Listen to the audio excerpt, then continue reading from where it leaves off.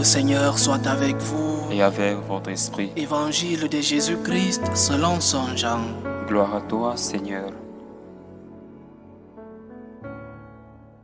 En ce temps-là, Marthe et Marie, les deux sœurs de Lazare, envoyèrent dire à Jésus: Seigneur, celui que tu aimes est malade.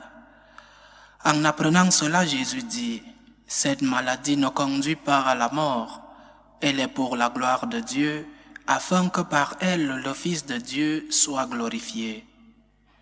Jésus aimait Marthe et sa sœur, ainsi que Lazare. Quand il apprit que celui-ci était malade, il demeura 2 jours encore à l'endroit où il se trouvait.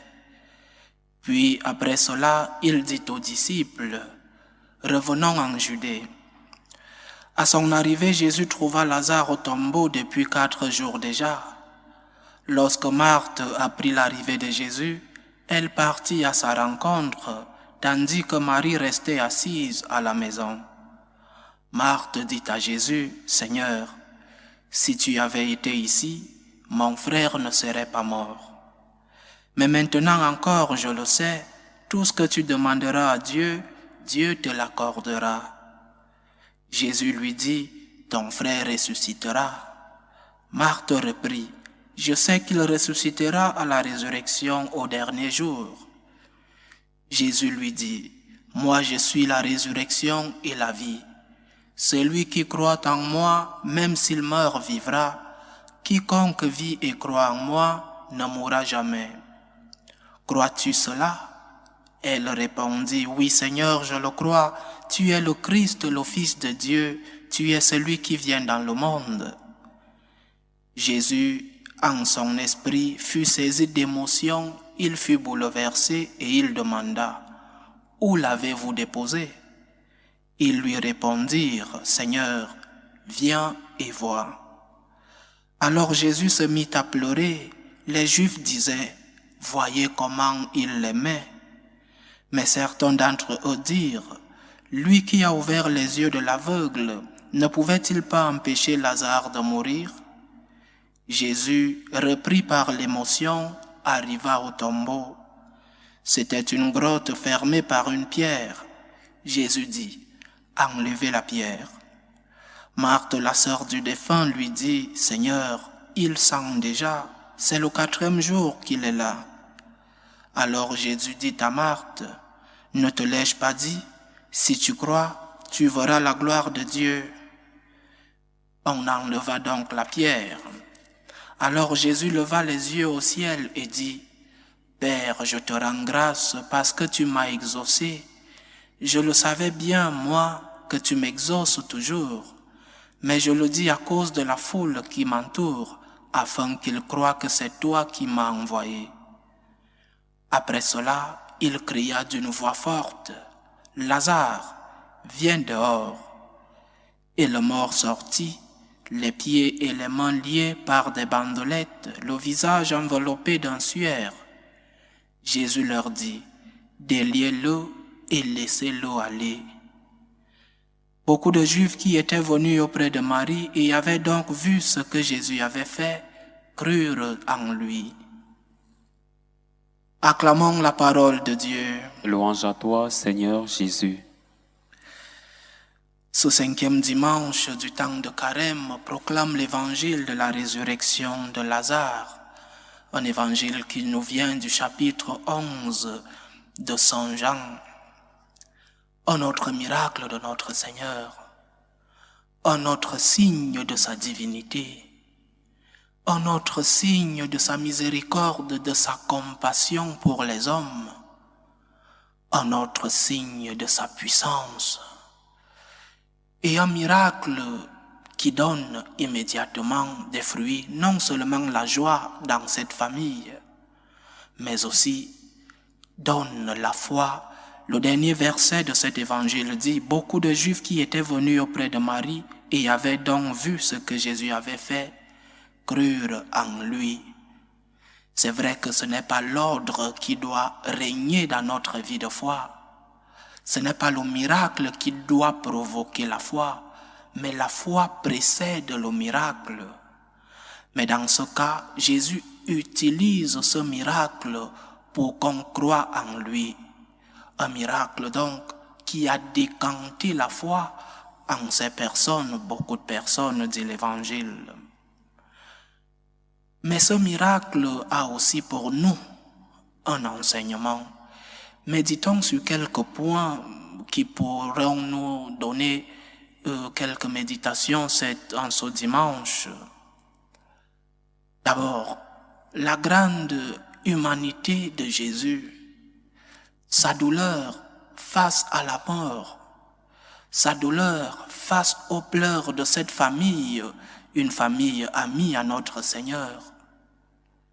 Cette douleur lui fait prendre le risque en sachant qu'à cet endroit-là, il avait beaucoup d'ennemis et qu'on cherchait à le tuer de ce côté-là. Jésus prend ce risque pour aller consoler, pour aller aider, pour aller accompagner cette famille endeuillée et aussi pour faire ce miracle. Donc, chers frères et sœurs, le Seigneur ne nous abandonne jamais. Le Seigneur a pris la première initiative en amour pour nous. Il s'est fait chair. L'incarnation de notre Seigneur est un acte d'amour. C'est la première initiative. Par obéissance au Père, notre Seigneur se fait chair pour être avec nous, pour nous consoler, pour nous accompagner dans des moments d'épreuve, mais aussi pour nous enseigner, pour nous amener au salut. Donc, nous ne sommes pas seuls. Nous ne sommes pas abandonnés. Jésus prend le risque, sachant qu'il pouvait être tué à cet endroit-là, sachant qu'il se trouvait à la portée de ses ennemis. Le Christ nous aime. Il a pris cette première initiative et il continue de nous aimer. Dimanche passé, nous lisions comment le Seigneur disait qu'il continue de réagir dans notre vie. Il continue d'œuvrer en nous. Donc l'amour de Dieu ne s'est pas limité à l'incarnation, à la croix, à la résurrection, mais aussi l'amour de Dieu nous accompagne chaque jour dans nos moments, qu'ils soient d'épreuve ou de joie. L'amour de Dieu continue de nous accompagner. Il a versé son sang pour notre rédemption. Il a couru le risque ultime d'être auprès de nous. Tu n'es pas seul dans ce moment d'épreuve. Tu n'es pas seul dans ce moment de détresse. Tu n'es pas seul dans ce moment de larmes. Parce que le Seigneur continue de t'accompagner. Il ne t'a pas oublié. Et ce constat d'amour doit nous remplir de joie. Ce constat d'amour doit nous faire donner une réponse de gratitude à notre Dieu. Seigneur, merci pour cette initiative. Merci pour ton accompagnement dans ces moments difficiles. Disons-le encore, le Seigneur ne nous abandonne pas. Le Seigneur est toujours près de nous, même quand il semble, dans des moments aussi difficiles, aussi profondément d'épreuve, même quand il semble qu'il nous a abandonnés, notre Dieu est toujours avec nous. Dans ce miracle, le Seigneur a pris, l'Évangile dit que Lazare avait déjà passé 4 jours dans le tombeau. Alors, laisse Dieu résoudre ton problème à son rythme et selon sa volonté. Demande-lui juste de l'aide. Seigneur, aide-moi dans cette difficulté. Seigneur, que ta volonté soit faite, pas la mienne, pas à mon rythme. C'est vrai que je passe un moment difficile. C'est vrai que j'aimerais que ce calice, que cette coupe s'éloigne de moi. Mais Seigneur, à ton rythme et selon ta volonté, nous devons demander au Seigneur que sa volonté soit faite dans notre vie. Nous devons lui demander de panser nos blessures, Nous devons lui demander de nous consoler parce qu'il est venu pour cela. Faisons-lui confiance. Seigneur, j'ai confiance en toi. Je sais que tu peux résoudre ce problème de ma vie. Je sais que mon fils qui s'est éloigné de Dieu, je sais que toi-même, tu le feras revenir au bon chemin. Souvenons-nous des larmes de Sainte Monique pour son fils Saint Augustin qui était dans ces sectes et Sainte Monique allait toujours pleurer à la chapelle, à la cathédrale. Et l'évêque de cette cathédrale, Saint Ambroise, lui dit un jour, « On ne peut pas perdre les larmes d'un fils.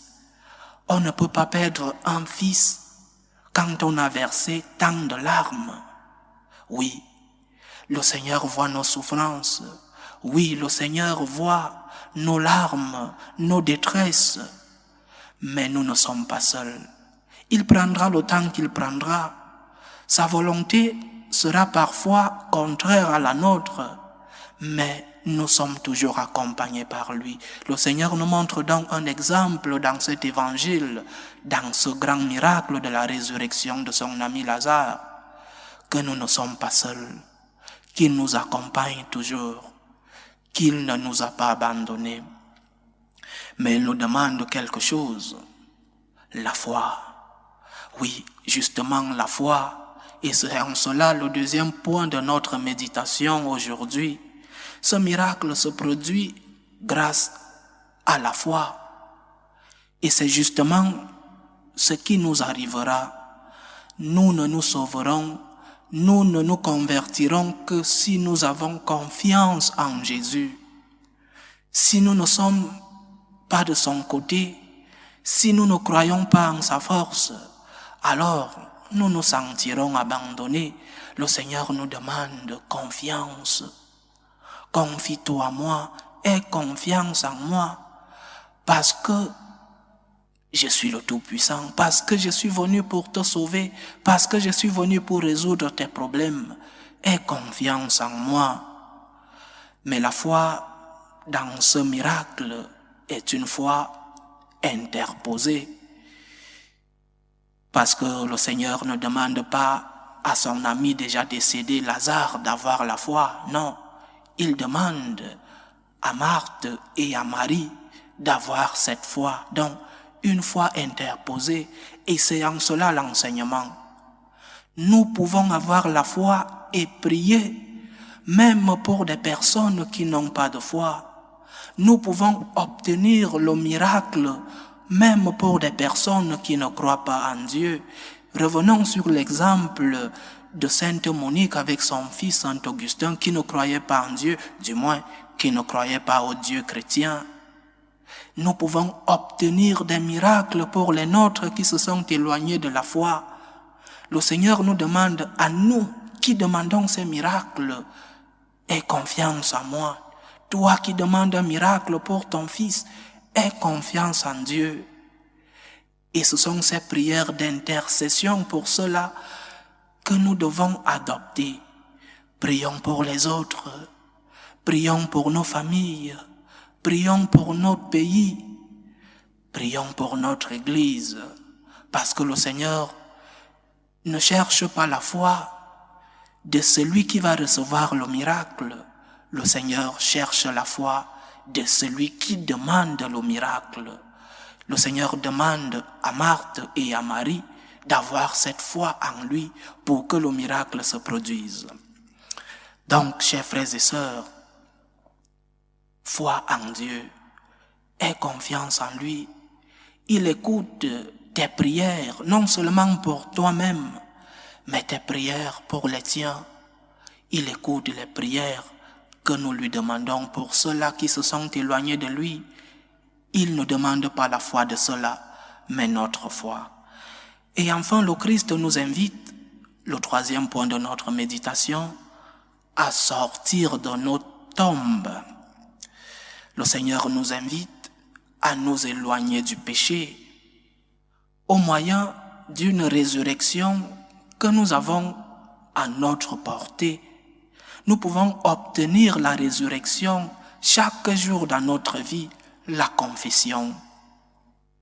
Sortons de notre tombe, sortons de nos péchés. Si nous ne nous sommes pas encore confessés durant ce temps de carême, faisons-le cette semaine pour que le Seigneur puisse nous dire « Lazare, viens dehors », pour que le Seigneur puisse nous dire « Mon ami, sors de ta tombe ». Que le Seigneur nous aide non seulement à croire en lui, à lui faire confiance, mais que le Seigneur nous aide aussi à pouvoir lui présenter les différents besoins de ceux-là même qui ne le suivent pas, et que le Seigneur nous aide à pouvoir sortir de nos tombes. Loué soit Jésus-Christ. À jamais.